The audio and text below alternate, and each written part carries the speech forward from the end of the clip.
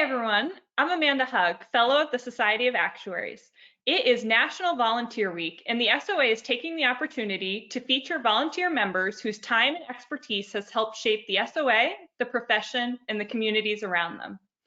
During these unprecedented times, the SOA now, more than ever, is so grateful for everything that its volunteers do. To talk about how volunteerism has made an impact on her life and the lives of others, joining me today is Ashlee Borcan, FSA. Welcome, Ashlee. Thank you.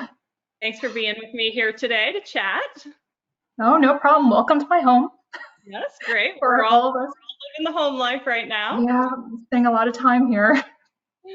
So Ashlee actually had the honor of being recognized as an outstanding volunteer for the SOA a couple years back, so congratulations on that. Thank you. So she continues to be involved. So Ashlee, why don't you just start by telling me, when did you start volunteering at the SOA and what prompted your decision to volunteer? Oh, it kind of happened gradually, maybe 2012 or so. I started out, like many people do, with getting into the exam process. I finished my exam, and then there was all of a sudden central grading was right by my house, and I decided it would be fun to kind of give back a little bit.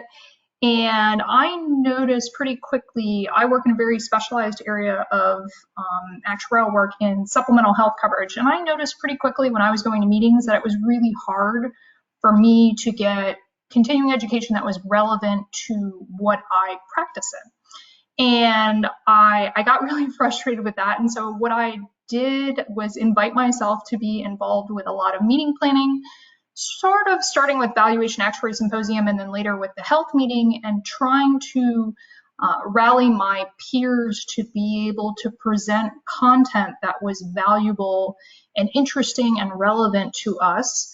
And at some point, I think I asked if I was stepping on somebody's toes, and I was told, no, you're not stepping on anybody's toes. Why don't you run for health section council and do it in a more official capacity? So before I knew it, I was running for health section council and ended up being chair of the health meeting and have continued to be involved with ValAct. And so I would say it was maybe the stealth track of volunteerism. Yeah, yeah.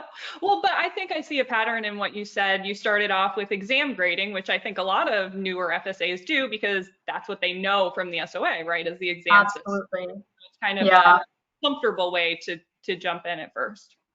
And I think it's really valuable. I talk to the people who are the new FSAs in our office. And I remember when I went to central grading the first time and I looked at how hard people tried to give every candidate the points that they had earned. I remember I got an exam and, they divide things up by number, and I got a paper for a candidate that was clearly not my question. And I had a copy of the exam and I found which question it was the answer to. And I reached out to that grader and I said, I have a paper for this candidate that is for your question. I got that to that grader. And there were numerous instances of that where you could see that everybody was working really hard. If you had earned a point, if they could give it to you, they would give it to you. And it really helped me overcome some of that jaded perspective that I had of going through the exams all those years and feeling like somebody was out to punish me Yeah, yeah. for a long period of time. Well, all those taking exams still are grateful to hear stories like that. So thanks for sharing. So was there an SOA volunteer who inspired you? And if so, how did they make a difference in your life? Oh man, there were so many people that have inspired me through the health section council and just through being experts and talking articulately about the things that they have done. Karen and Jackie, who were both leaders in the health section council in the time that I was there. We've had several ValAct committee leaders, Craig Reynolds, who later became SOA president, Don Walker, the year that he served, just in terms of being able to wrangle people and respecting that volunteerism is a commitment, and it's not a commitment that everybody can always fit in right that moment at that time when they are trying to get their day job done. Volunteerism right now is really complicated because we have a lot of turbulence with all of the COVID-19 ramifications. Those of us who are in the meeting planning circuit are trying to transition pretty quickly to moving to a virtual format, but we also are trying to transition a lot of personal things and a lot of work things. And volunteerism gets really hard in those moments. And I always have been very impressed with people who can continue to you know, give the troops good morale in those situations and support them and be understanding of us when we're trying to get to things as quickly as we can, and recognizing that when you do volunteer for something, it is a commitment and people are relying on you, and you need to do your best to be able to meet those commitments. Yeah. I think in my experience, at least, though, the SOA has been really gracious about volunteers who are feeling overwhelmed and dealing with all those personal things. And if something slips a little bit from a volunteer perspective, I think there's a lot of grace there, which I appreciate. Oh, absolutely. I mean, certainly we're a village, right? We're a community, and I've certainly had moments where I was like, I can't get to this by this deadline. Can we extend it? Can I get help? And everybody's always very, very willing to work with you through those search situations. You know, you've had times where something really urgent comes up at work and you just have to drop everything and do that, or something urgent comes up personally, you have to drop everything to do that. And we're all human, and that happens. And this community really takes care of each other in those situations and is more than willing to help out. Yeah, absolutely. So tell me, Ashlee, was there a moment for you, sort of an aha moment, where you realized, like, wow, I'm really making a difference with this volunteer work I'm doing? Oh man, it might be the moment that I walked up on stage to open the health meeting a few years ago. It was really interesting. The whole time that I was walking up on stage, I think my entire mindset was don't trip and fall. But once I got past that and I actually got up to the podium and started to talk, I realized that I had this platform, for lack of a better word, to ask people to seize an opportunity in their continuing education. You know, you get when you're in the meeting planning circuit, you get a lot of feedback on what sessions went well and why they went well and why they didn't go well, and complaints and feedback and all kinds of things. And one of the items that we always find makes a session better is when it's interactive. And so I went up there in the health meeting in front of 1,000 people and basically challenged everybody to ask one question in one session, right? Just one. If you had 1,000 questions across 100 sessions in the health meeting, think of how much more interactive that would be. And I didn't walk up thinking that, just thinking not to fall. But it was something that, to me, I think changed people's perspective of how that meeting worked. And not everybody was able to ask a question or was comfortable to ask a question, but I hope that enough additional people asked a question that it really changed the meeting for them and maybe future meetings. Yeah, absolutely. And I always tell some of the younger actuaries that I mentor, asking a question is a great way. Maybe you're not ready to present at a health meeting, but get yourself out there, build a little confidence and courage by going up to the mic. And then, gradually as you do that more, maybe someday you'll start presenting. Absolutely. It's an intimidating thing, especially as a young actuary, to go and be in front of a public forum where you probably think that a lot of people know more than you, and maybe you're not comfortable showing that you are less knowledgeable. But every young actuary goes through that. All of us are learning all the time. Every meeting that we go to, no matter how young or old you are, if you're not learning something new, it's not benefiting you. So you should always be comfortable asking questions. And it's honestly way easier when you're younger, because there's an expectation that you're enthusiastic and interested in knowledge, and you're like a little sponge that's going to take all that in. When you get a little bit older, it gets a little harder because people expect you to know a little bit more. Fair enough. Awesome. All right. So I appreciate that. So tell me about how being an actuary and volunteering your time makes an impact on others. It's very interesting. I've been involved in volunteerism in a few different ways. And the way I always like to think about volunteering for my organization is that when I volunteer my time or give donations, people don't really necessarily care about my skill set, which is pretty unique.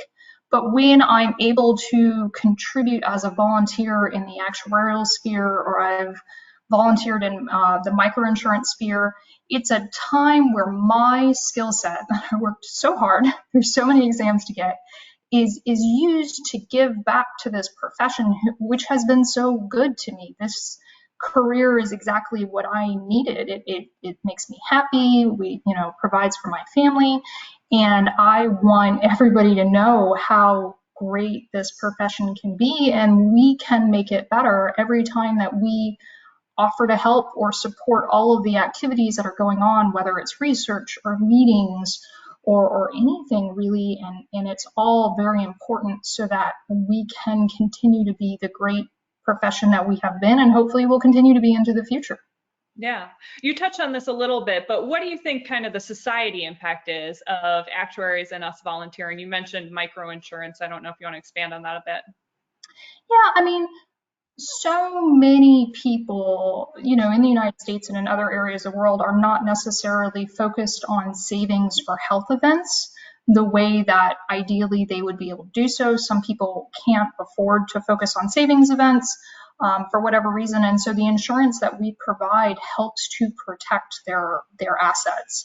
In a microinsurance context, when you look at people in developing nations, often what happens is if they have a certain amount of assets and if they have an unexpected event, whatever that may be, the only way they can get through that unexpected event is to sell assets. And if you would imagine here, you have to sell your car because all of a sudden you had a health event. I mean, that's really traumatic. And some of those assets are very personal and are family heirlooms.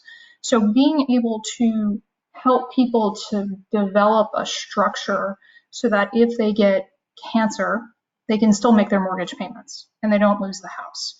Or if they need to have mom or dad or their sister or their brother or somebody fly in to take care of them when they're sick, they can do that and they don't have to worry, how can I do that and be able to afford food for the family?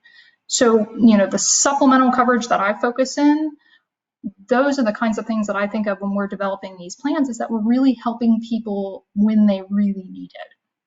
And that's, I mean, even more relevant than it ever has been right now, right?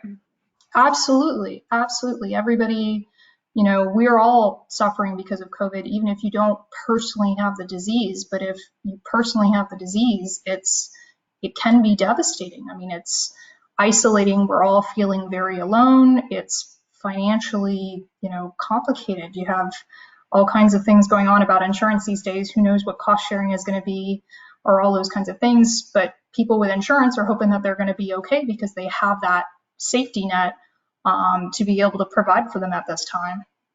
Yeah, absolutely. Thanks for sharing all that. So I guess, Ashlee, if someone was considering volunteering with the SOA, what would you want to say to them? You should do it. You should find the thing that is interesting to you.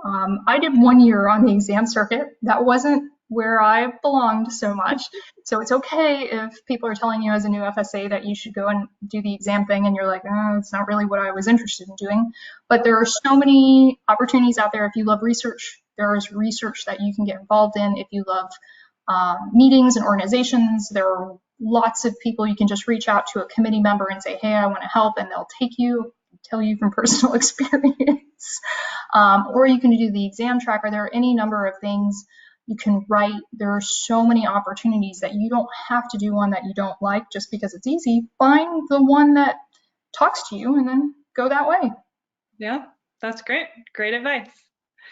Well, that wraps our interview. So Ashlee, thank you so much. Oh, you're welcome. Up next, another volunteer will be interviewing me about my experience with the SOA. So I hope that you tune in for that and all the subsequent interviews to follow during Volunteer Week. Ashlee, thank you again for all that you do. Thank you for your commitment to the SOA and for chatting with me. And to all that are watching, thanks, and we'll catch you next time. Thank you.